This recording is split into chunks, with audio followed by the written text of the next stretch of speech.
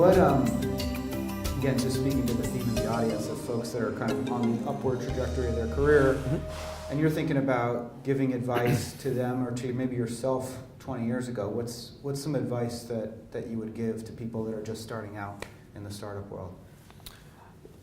So there's founders, and then there's ICs, or there's individual sellers who are potentially looking to grow their career through the management track.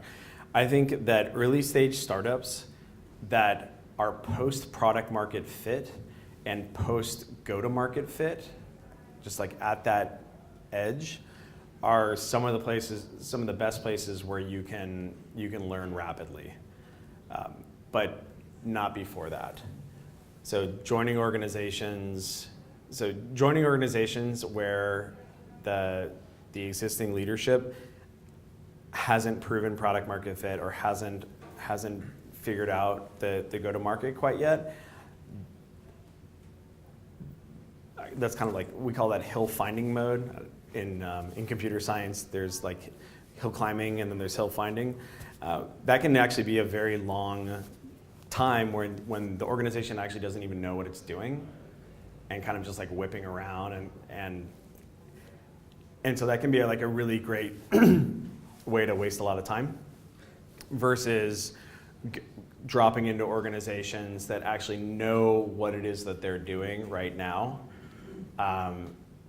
And those are the sort of organizations where you can go from being, an SDR to an AE manager, an SDR manager to a director of SDR in short order, mainly because now we know that this stuff works. And so in sales organizations, like scaling a go-to-market is really just about like stamping out more humans. And so the more humans you're stamping out successfully, the more like management that will be needed, and the more like second level management will be needed.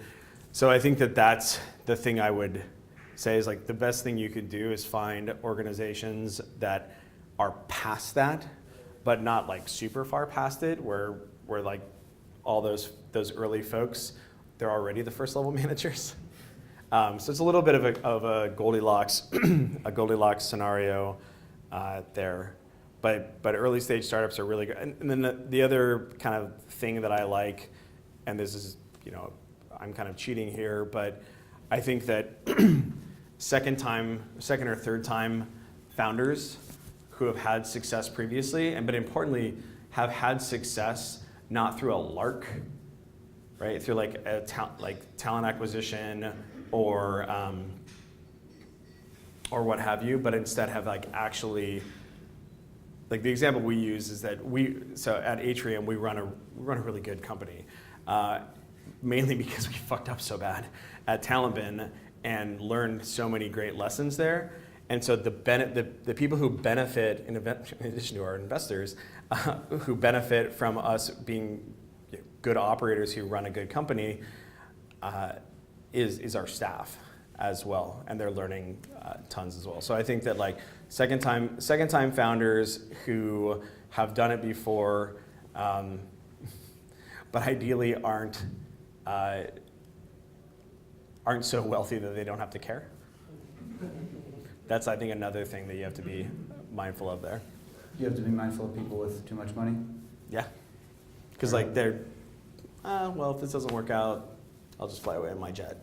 I understand. That is not, yeah, on my scooter. We've all known people.